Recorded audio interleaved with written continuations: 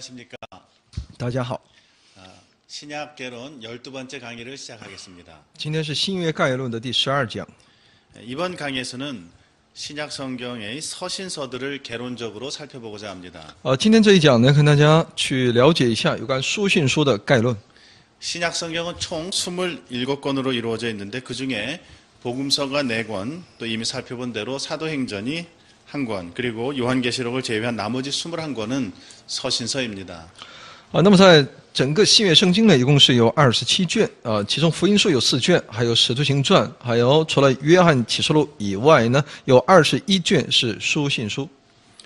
분량면으로 보면 서신서는 신약 성경의 약 3분의 1을 차지합니다. 从其份额当中，我们可以看到书信书呢是占据着整个新约圣经的将近1/3的篇幅。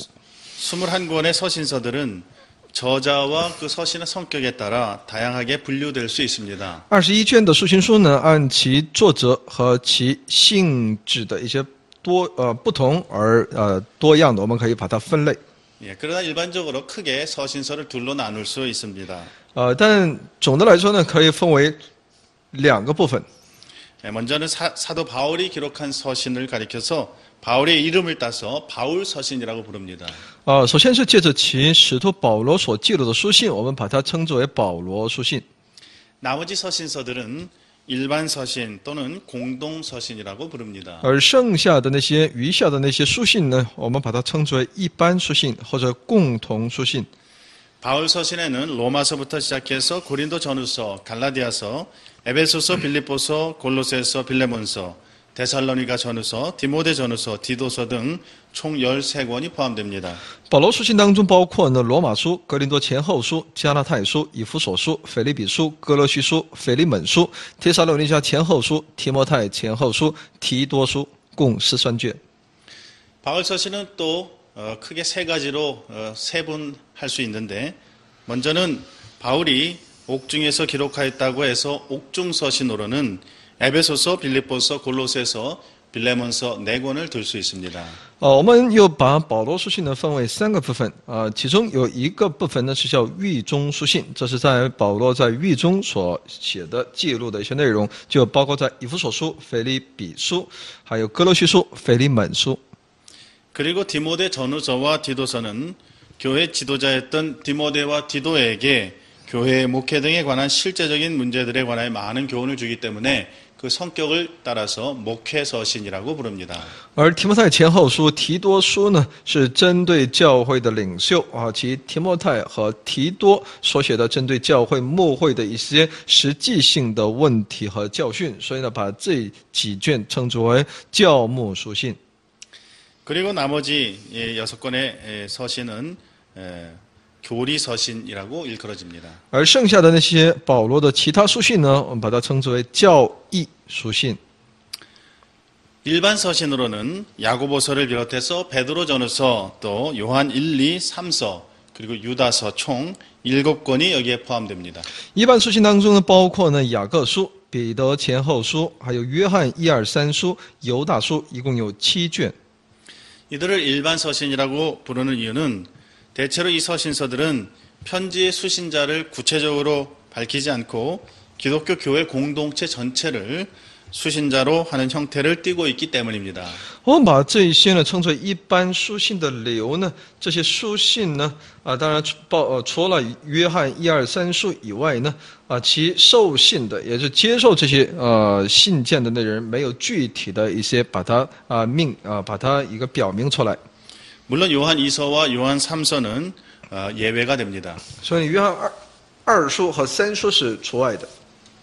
요한 2서나 요한 3서는 다 택하심을 입은 부녀와 그의 자녀에게 편지한다, 또는 요한 3서는 사랑하는 가이오에게 편지한다, 이렇게 그 수신자가 명시가 되어 있긴 하지만 그러나 전반적으로 일반 서신은 교회 전체에 보내는 편지가 되겠습니다. 所以呢，虽然约翰2书和3书呢是由在开头的时候呢都有提到接受信件的人的具体的这样的一个他的名字也好称呼，但我们知道一般书信呢一般都是在其接受方呢是没有特定的人，所以呢这是写给整个基督教会共同体团契的。 바울 서신 13권과 일반 서신 7권을 언급했고 이제 나머지 한 권이 남았습니다. 히브리서를 아직 언급하지 않았습니다. 那么在这里我们就上来最后的一卷哈，那就是有关希伯来书。 히브리서는 익명으로 발신자가 이렇게 익명으로 되어 있기 때문에 학자에 따라서는 히브리서를 바울 서신에 포함시키기도 하고 또는 일반 서신에 포함시키기도 합니다. 因为希伯来书它是对其作者呢没有一个准确的这种表现，所以呢一般呢有的人呢把希伯来书呢定性为是保罗所写的，而又有一些学者呢把这个希伯来书呢又称之为一般书信来去看待。 신약 성경의 서신서들은 고대 그리스 로마 시대의 편지 형식을 빌려서 제일 먼저는 발신자의 이름 그리고 수신자의 이름을 밝히고 그 다음 문안 인사 그리고 기도와 감사의 내용 그리고 편지의 본론 그리고 마지막 맺은 말과 끝 인사를 하는 형식으로 구성되어 있습니다. 新约圣经的那些书信呢，是借用那么以往的古代的这种希腊的这种还有罗马时期的这种写信的方式的它有这个发件人的姓名，还有接收人的姓名，还有问安，还有祷告感谢本论，还有最后的结尾等等。 고대 시대의 편지는 약 200단어 내외의 짧은 서신이 일반적이었고 또 키케로 같은 사람이 쓴 가장 긴 편지는 길어서 4,500단어 정도의 편지가 되었지만은 신약 성경의 서신서들은 이러한 고대의 편지들보다는 평균적으로 많은 분량으로 쓰여졌다는 점에서 차이를 가집니다. 那么在当时呢，古代的这个写信的一般的情况下呢，都是以200个词汇以内的短的这么一个书信的。虽然也有像 Kiro 这个人曾经写过非常长的，在当时呢是写了非常长的这一封信，在当时达到4500个词汇。但新约圣经的这些书信书呢，在比起那些古代的书信的平均这种它的字数词汇的字数来相比的时候呢，还是有其分量当中有很大的差距的。 예를 들면 로마서는 7,100여 개의 단어로 또는 고린도전서는 6,800여 개의 단어로 이루어져 있습니다. 이렇게 편지가 일반 편지들보다는 상당히 길었습니다. 举例来说呢，罗马书呢用了7100多个词汇单词，哥林多前书呢用了6800多个单词，哥林多后书呢用了4600多单词。 이제 서신이라고 하는 것은 편지를 말합니다. 书信呢讲的就是那一种彼此来往的信件。 이 신약 성경의 서신서들은 1세기의 초대 교회에서 사도들에 의해서 쓰여진 것으로 실제 어떤 교회의 특별한 상황이나 필요에 직면했던 교회나 개인들에게 보내진 것입니다. 新约圣经的书信呢，书信书这些都是在公元1世纪的初期教会被这些使徒所记录，是为了解决他们当时所面对的一些状况，还有教会，还有针对个人的一些教训。 그냥 학자들이 책상에 앉아서 쓴 논문이 아니라는 말입니다. 也就是说呢，这些内容不是那些学者坐在书桌前所撰写出来的论文。 그렇기 때문에 신약 성경의 서신서들을 바로 읽고 이해할 수 있으려면 각각의 서신서의 저자와 또 서신의 성격, 즉 이 서신들이 어떤 배경과 필요와 목적으로 쓰여졌는지를 이해하는 것이 매우 중요합니다. 所以呢，这些为了理解新约圣经的这个书信书，这就需要我们要好好的读，而且要理解，并且要对其书信书的作者他们的性格，还有他们的一些当时的背景等等，应该有一个正确的理解是很有必要的。 사도행전은 초대교회에 관한 중요한 역사적 정보들을 제공하고 있기 때문에 이 서신서의 역사적 배경을 얻을 수 있는 경우도 있습니다. 使徒行传呢是以初期教会的一些历史背景为依据的。所以呢，我们在读这个书信书的时候呢，也可以从中获得一些当时的那些社会历史背景。 하지만 여전히 서신서들의 각각의 역사적 배경을 모두 다 재구성하는 것은 쉽지 않습니다. 但虽然如此，但是呢，我们在对其书信书每一卷书信书的历史背景进行这个理解，是不是那么太容易的？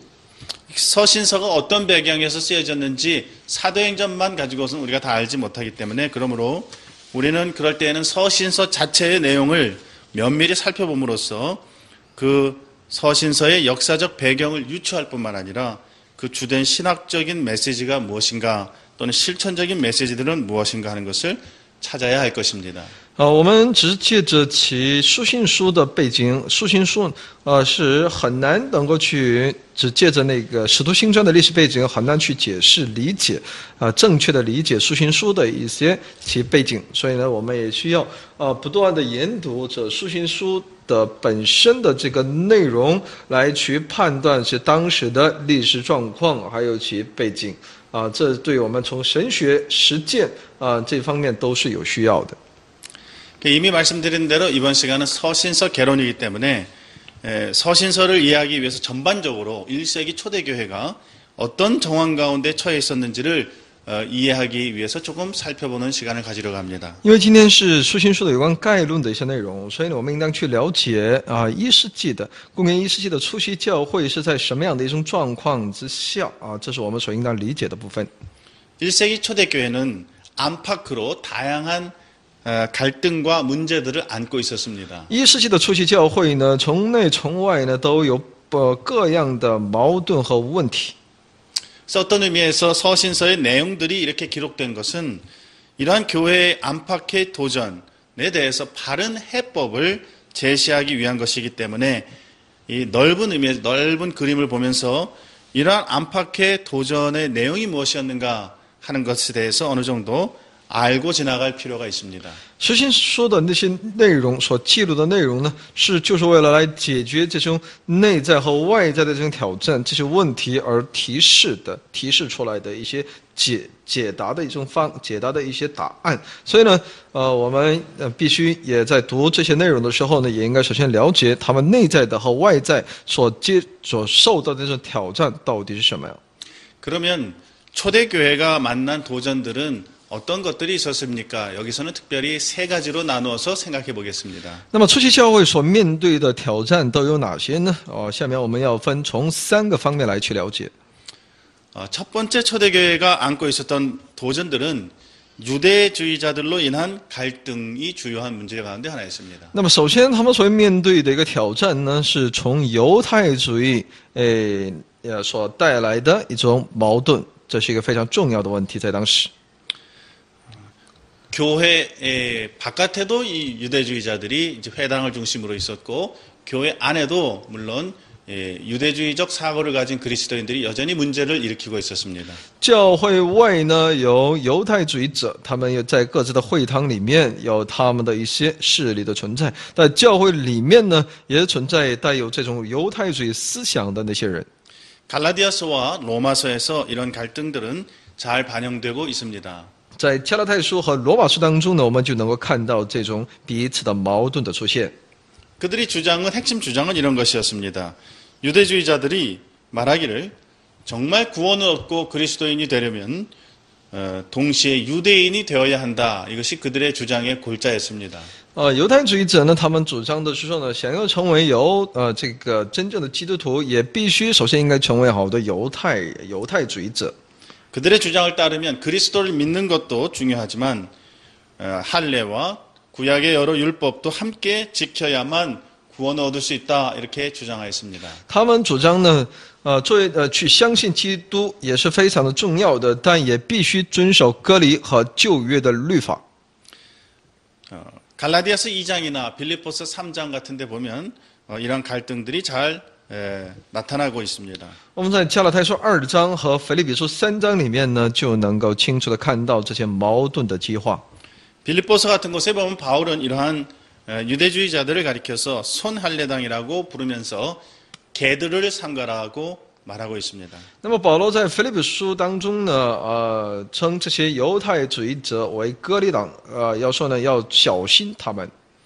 또 갈라디아서에서 바울은 유대주의자들의 비난과 위협이 두려워서 이방인과 식사하다가 식사 도중에 도망갔던 베드로를 책망한 사건을 갈라디아서 2장에 기록하고 있습니다. 加拉太书2章呢，又记录着保罗责备那些怕受到犹太主义的这种威胁而躲避与外邦人一同吃饭的彼得。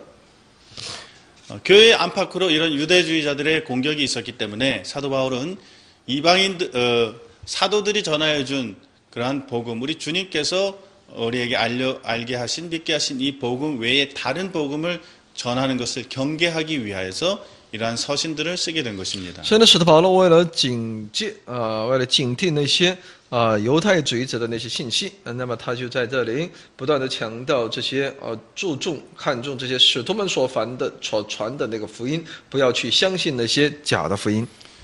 유대주의자들의 공격에 대해 바울은 오직 그리스도만을 믿음으로만 구원을 받는다라고 거듭거듭 주장하고 가르치고 있습니다. 针对犹太主义者的他们的一些攻击呢，保罗依然坚定地认为，唯独借着基督，而且借着信心，我们才能够得救。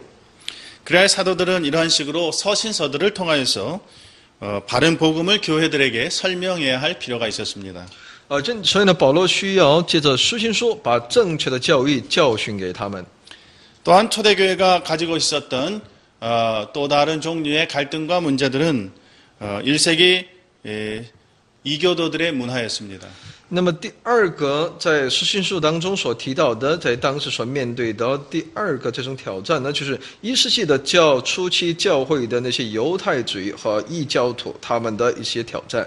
초대교회는 세속 문화 한가운데에 세워지고 있었습니다. 所以呢，当时的这种初期教会的这种信仰呢，是在一个世俗的文化当中开始在那里出现。 헬라인들과 로마인들은 신화 속에 나오는 신들을 온갖 만신들을 섬기고 있었습니다. 希腊人和罗马人呢，他们是相信并供奉着呢，希腊神话当中所出现的那些各样的神。 또 다른 한편으로 플라톤과 같은 헬라의 철학자들은 이러한 헬라의 신들에게 회의를 품었습니다. 而且像呢希腊的哲学家柏拉图这样的一些人呢，他们对希腊的那些神们呢，真的有很多的一些不好的一些主张。 그래서 철학자들 사이에서는 신을 인간이 알 수 있는가, 신에 대한 이러한 불가지론을 주장하기도 했습니다. 所以呢，很多学者呢开始主張，人怎么可能去理解、能够知道这个神呢？所以呢，他们开始主張對神的不可知論。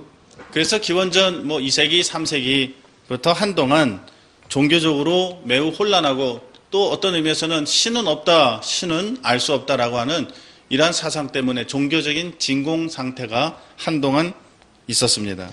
所以因着这种思想的抬头呢，有一段时间呢，人们还普遍主张没有神，因为人怎么可能去认识神呢？有这样的一些在宗教方面的一些真空状态时期。 이런 진공 상태는 종교적인 진공 상태는 오히려 이전보다 더 많은 신들과 종교들이 이제 난무하게 되는 하나의 빌미를 제공하였습니다. 但这种真空的这种状态呢，反而给那些其他一些新的一些宗教的兴起带来了一些可乘之机。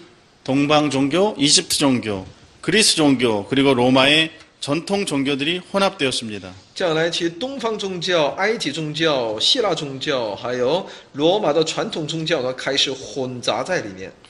신비 종교들, 비밀 의식과 신비스럽게 포장된 그런 입교식들을 가지고 있는 그러한 미르이 종교, 소위 말하는 미르이 종교라고 하는 이러한 종교들, 영재주의와 연합한 이러한 종교들이 개인에게 구원을 약속하는 이러한 사이비 이단 사설들이 판을 치고 있었습니다.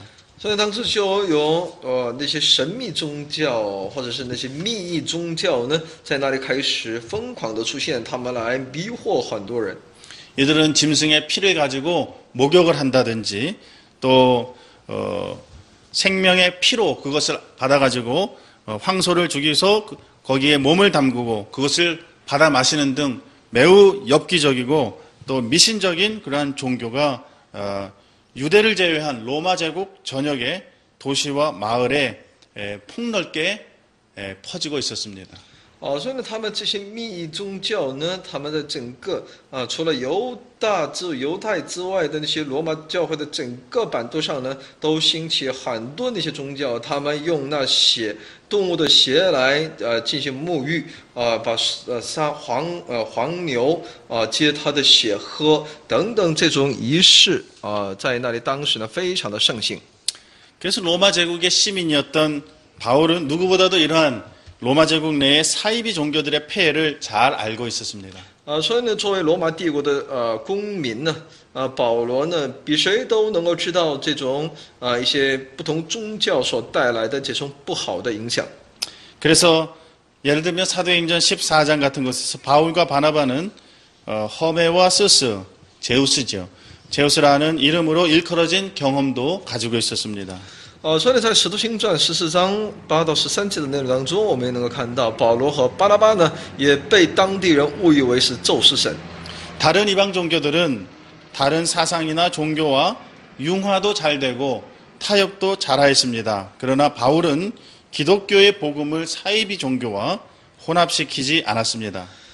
那么说，其他人呢，针对那些其他宗教呢，外邦的宗教和思想呢，在彼此有碰撞的时候呢，一些其他宗教呢都在那里找到那些融合点，彼此在混杂但是呢，彼此妥协混杂。但保罗所传的这个基督教的福音呢，却从不与那一些其他外邦的宗教混杂在一起。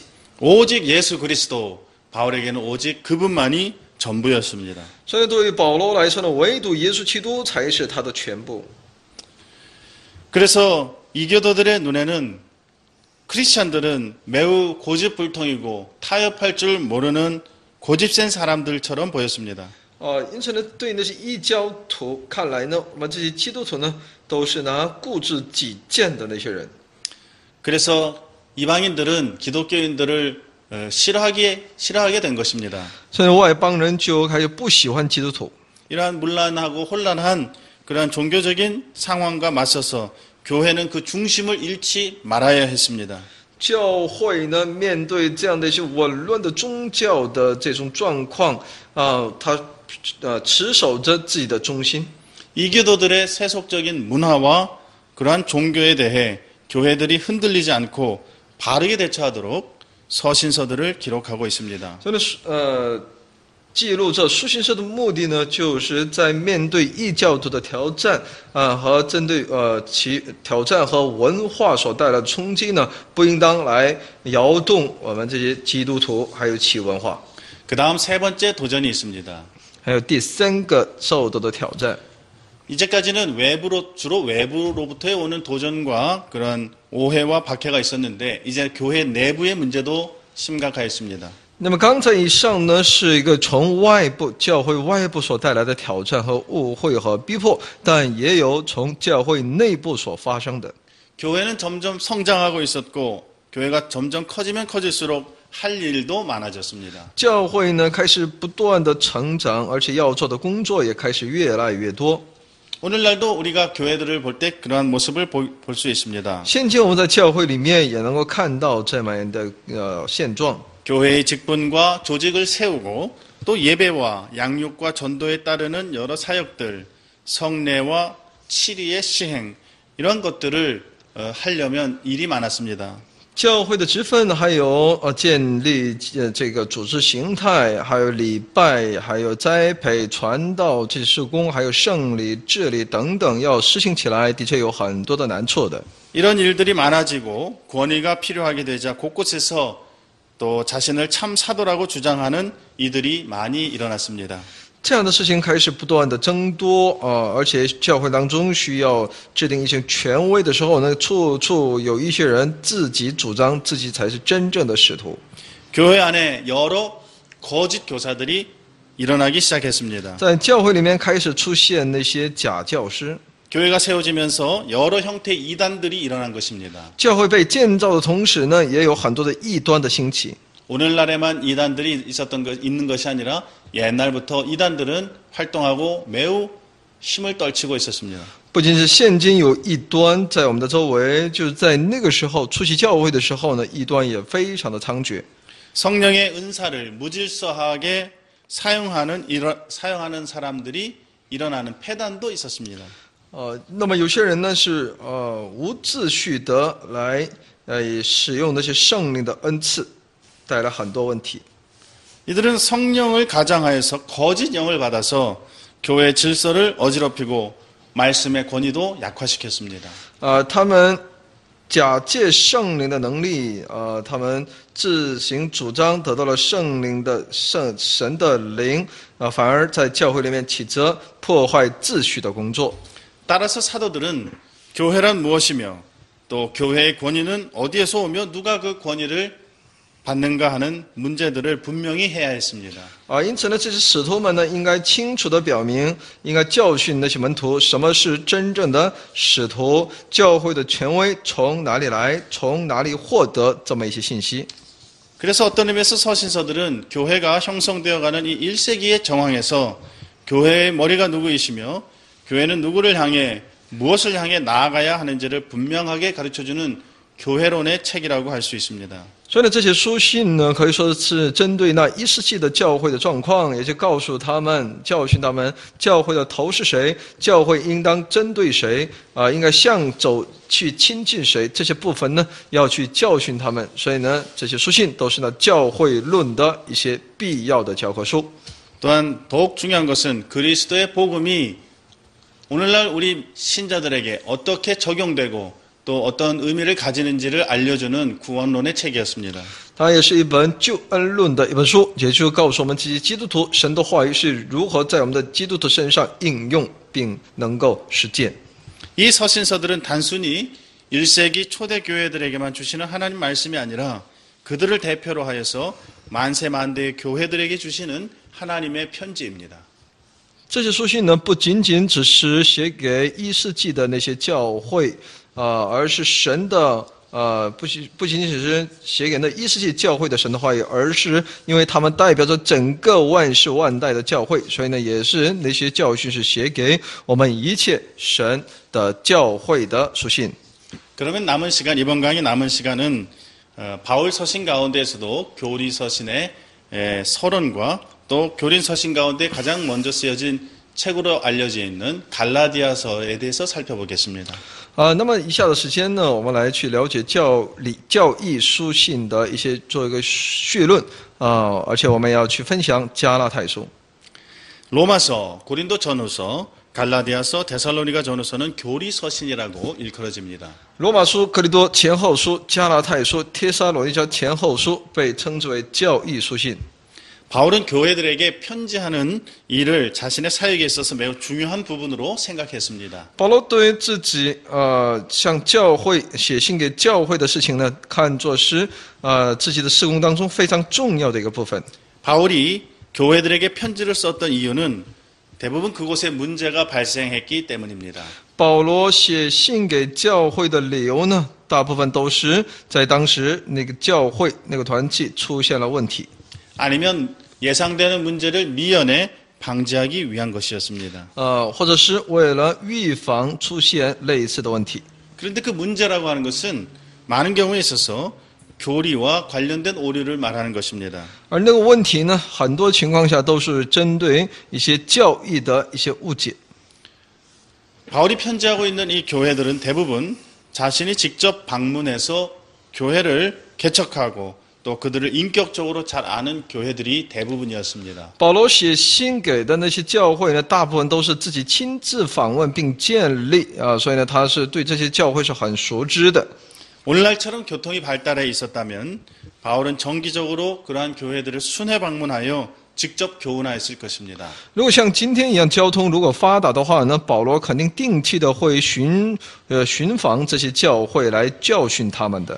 그러나 멀리서 들리는 소식들을 들을 수밖에 없고 또 신속하게 그들과 만나 이야기할 수가 없었기 때문에 바울의 마음은 멀리 떨어져서 늘 교회들을 향하여서 간절하며 애타지 않을 수 없었습니다. 但是他只能是借着那些听来的那些消息，才能够断断续续的了解，所以呢，他也不能够迅速的到他们当中来去听，比他们分享，而且把他们的问题一一的来解决。所以呢，他在这里有很多的迫切，但是在当时也没有办法。 그런 교회들을 향하여 바울은 자신의 복음 논지를 일목요연하게 정리하고 요약하여 매우 강력한 방식으로 전달하게 되었습니다. 그것이 바울의 서신서들인 것입니다. 因此呢，保罗就针对教会呢，他就写了书信，一目了然的把自己的一些所主张的部分，还有一些当解决的那些问题呢，强而有力的向他们传递着，这就是保罗书信。 바울은 그의 전도 여행 기간 동안에 끊임없이 교회들과 소통했습니다. 保罗在自己的布道旅行期间呢，不断的与教会疏通。 바울은 교회의 사람이었습니다. 保罗是属乎教会的人。 참으로 바울의 관심은 언제나 교회에 있었습니다. 保罗所关注的时常是教会。 바울은 교회를 중심하여 살아가고 있었습니다. 保罗是以教会为中心在生活。 서신서들, 남겨져 있는 이 서신서들이 바로 그 증거들입니다. 这些书信书，我们所看到的书信书呢，就是其证据。 바울에게 있어서 교회가 바르게 되고 건강하게 세워지는 것은 그 무엇과도 바꿀 수 없는 보람이자 기쁨이었습니다. 针对保罗来说呢，教会的健康发展、成长是他是不能与任何一个所能交换的。 그래서 바울은 언제나 자신이 전도한 지역을 다시 되돌아보는 그런 습관을 가지고 있었습니다. 所以呢，保罗时常有这样的习惯，就是把自己所建立的、所传过福音的那个地区呢，他要重新来造访。 교회를 되돌아볼 때에 교회를 더럽히는 자들 또 자신이 복음을 전했는데 복음을 훼손하는 자들이 있었습니다. 他会发现那些有一群人，他们使教会变得污秽，是有损于福音的那些人。 그러한 자들을 가리켜서 바울은 십자가의 원수라 또는 개들이라 또는 손할례당들이다 또는 저주받을 자들이라고 부르기를 서슴지 않았습니다. 所以呢，他针对这些保罗针对这些人呢，责备他们是呢，毁坏福音的，是十字架的仇敌，是狗，是割礼党，是当受咒诅的。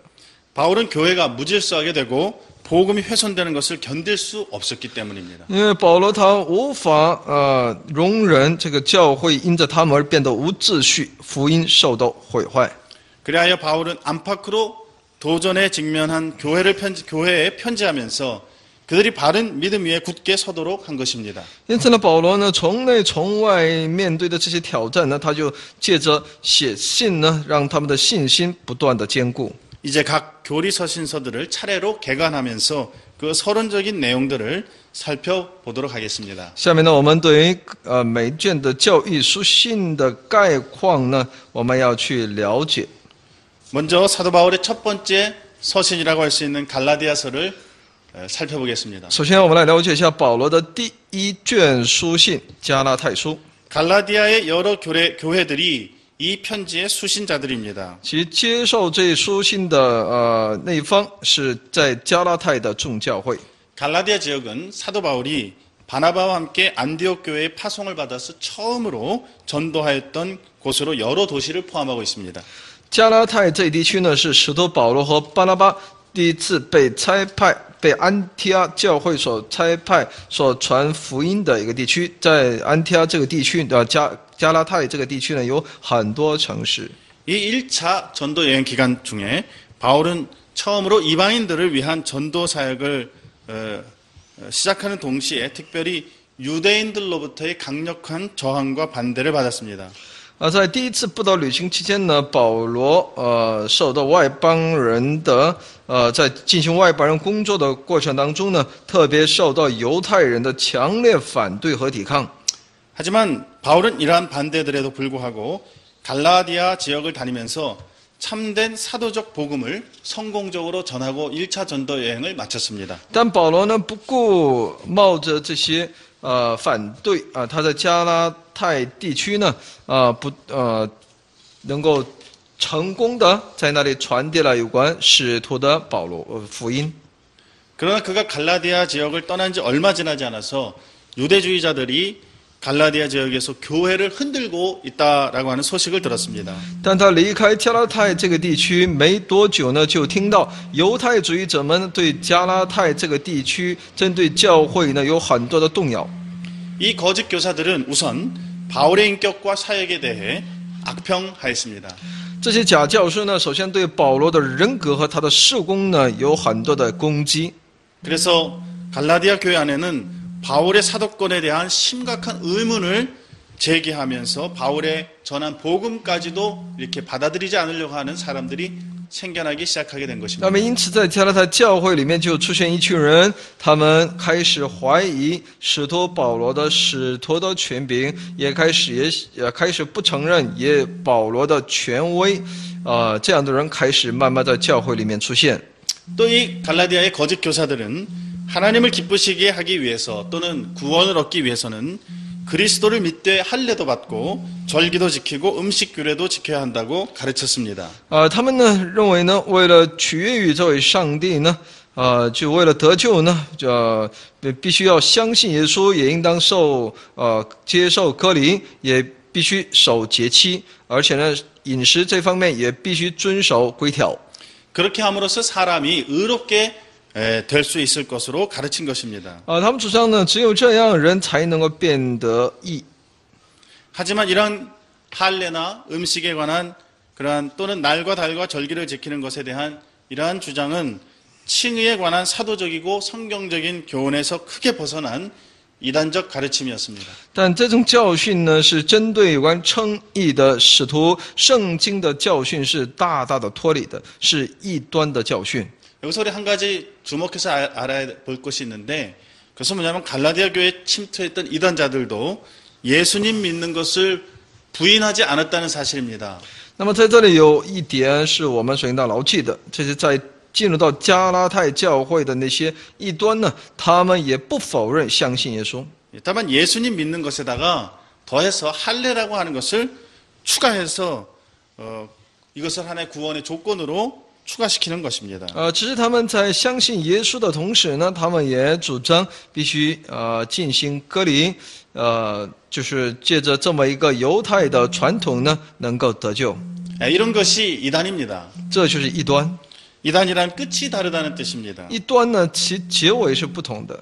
처음은 비슷하게 나오는데 나중에 가서 끝이 다르게 된다는 말입니다. 刚开始呢，可能是类似的，但是呢，越是往后，那它的结尾是不一样的。 이러한 주장들을 용납하게 되면 오직 예수 그리스도를 믿음으로 말미암아 구원 얻는다는 진리는 빛을 잃게 됩니다. 如果承认这一主张的话呢，那么有关唯独耶稣基督，借着耶稣基督的这种信才能够得救的这种真理，就会失去光芒。 사도 바울이 볼 때 이러한 도전들은 그리스도의 복음에 무엇인가를 더하거나 빼는 아주 심각한 오류고 또 이것을 가만히 놔두면 장차 기독교회의 선교와 하나님 나라의 확장에 있어서 심각한 장애와 걸림돌이 될 것으로 불보듯 뻔하게 보였습니다. 这样的挑战呢，就会对其基督的福音带来很大的否定性的一些因素，所以呢，对其神国的扩张会带来很大的障碍。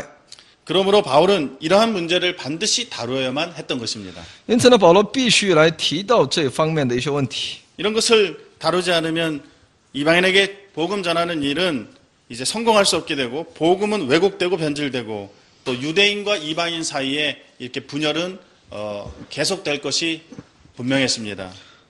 要不然的话呢，这些外邦向那些外邦人传福音的这个事情就很难成功，福音的真意呢也会被歪曲所变质。犹太人和外邦人在教会里面也会分为两类，彼此对立的。 그래서 바울은 갈라디아서에서 사람이 어떻게 의롭게 될 수 있는가 하나님 앞에서 이러한 질문에 대해 논증하고 있는 것입니다. 因此呢，保罗在加拉太书当中呢，针对那人如何在神面前能够称义，如何在这方面呢，他在做一个论证。 율법은 사람을 의롭게 할 수 없다는 것이죠. 也就主张律法不能使人称义， 이것이 갈라디아서의 핵심적 메시지였습니다. 这就是加拉太书的核心信息。 또 갈라디아 교회의 다른 이들은 반율법주의를 주장하기도 하였습니다. 而加拉太教会的另外一些人呢，他们又主张反律法主义。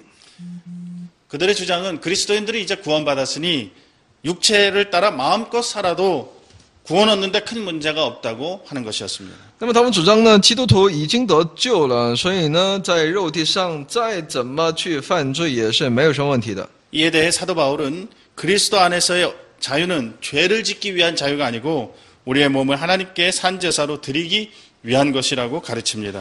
那么针对这样的一些表现呢，使徒保罗主张在基督里面获得的自由呢，不是为了去可以重复犯罪的一种免罪免死牌，而是要我们把自己的身体献上当作活祭的意思。 그리스도인의 자유는 죄로부터의 자유이고 그 다음에 성령에게 매여서 성령을 조차 살 수 있는 자유입니다. 基督徒的自由呢，是在基督里面的自由，是借着圣灵而享受的自由。 믿음으로 값없이 구원 얻는 이 은혜의 교리는 사람을 무법한 방종자로 만드는 것이 아니라 성령을 쫓아 살도록 성령의 열매를 맺으라고 강조하고 있습니다. 借着信心，毫无代价的获得的救恩呢，就是使我们不要过于放纵自己，照着圣灵的这种工作去生活，并强调让我们结出圣灵的果子。 갈라디아서의 또 다른 중요한 주제는 그리스도인들, 하나님의 은혜로 구원 얻은 자들은 하나님을 기쁘시게 해드리기 위하여 어떠한 삶을 살아야 하는가 하는 문제입니다. 也在告诉我们，借着神的恩典而得救的人呢，应当如何使神得到喜悦。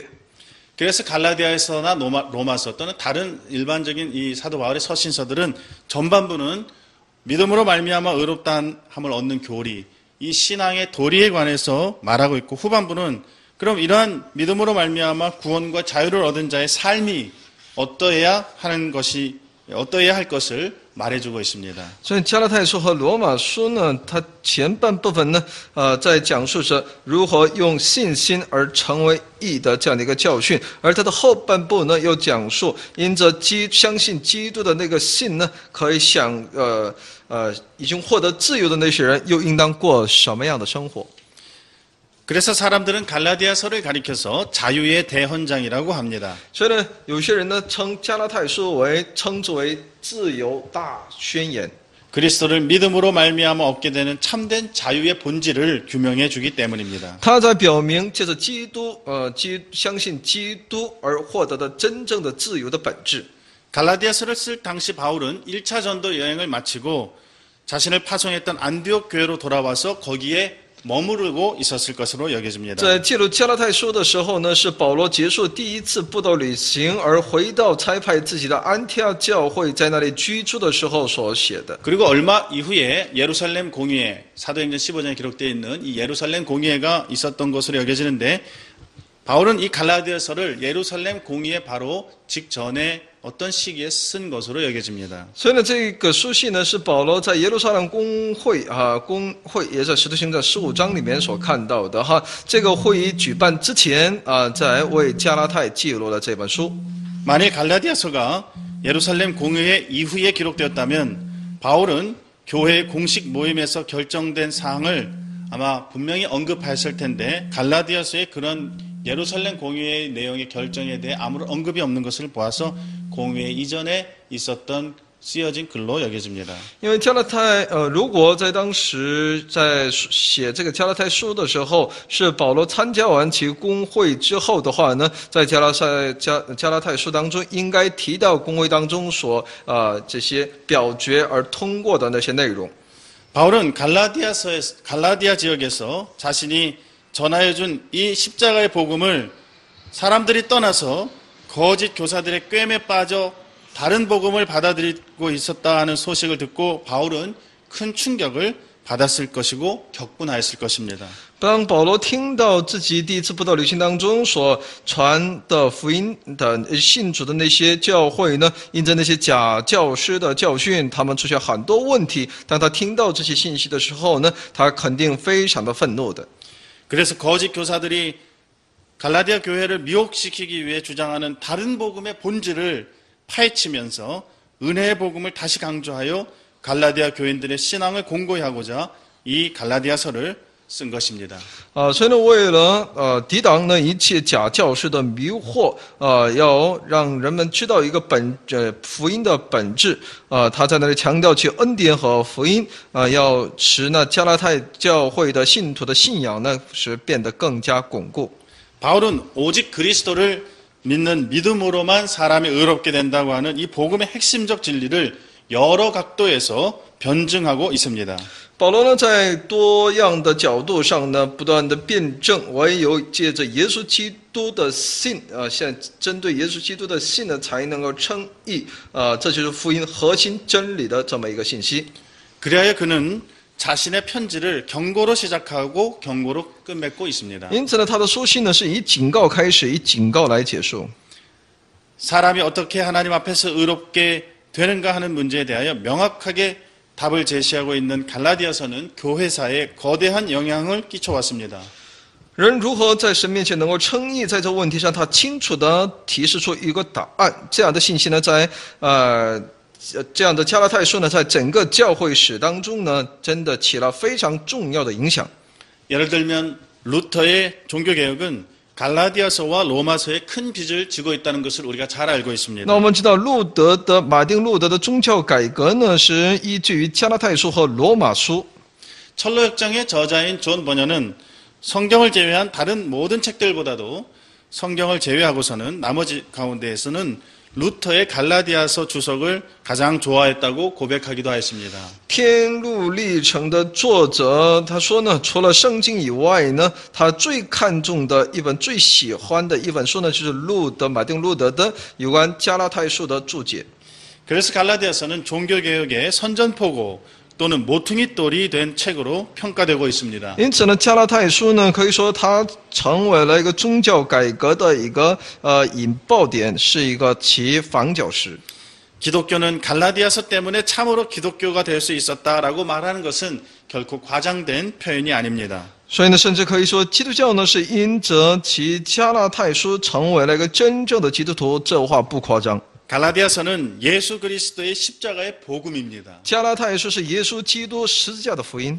이 갈라디아서를 통해서 복음의 진수를 깨닫고 다른 복음을 버리고 이단들의 거짓 교훈들을 드러내고 오직 사도들이 우리에게 전하여준 복음만을 증거하는 우리 모두가 되어야 되겠습니다. 我们应当借着加拉太书去认识其福音的真谛我们要除去那一切不属于真福音的那些信息，唯独借着使徒所教训我们的福音，我们为此做见证，这就是我们所应当做的。 예, 이어지는 시간부터 계속해서 바울 서신들을 한 권씩 살펴보도록 하겠습니다. 下一章开始也继续来分享其保罗书信。 그럼 다음 시간에 만나겠습니다. 我们下一堂课再见。